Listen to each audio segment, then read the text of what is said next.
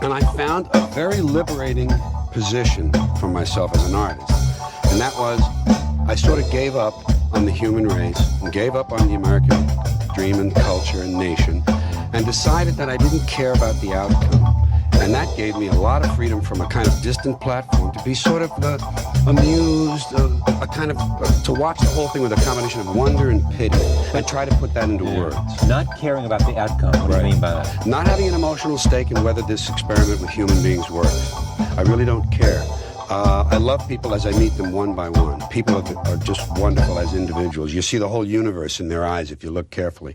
But as soon as they begin to group, as soon as they begin to clot, when there are 5 of them or 10, or even groups as small as 2, they begin to change. They sacrifice the beauty of the individual for the sake of the group.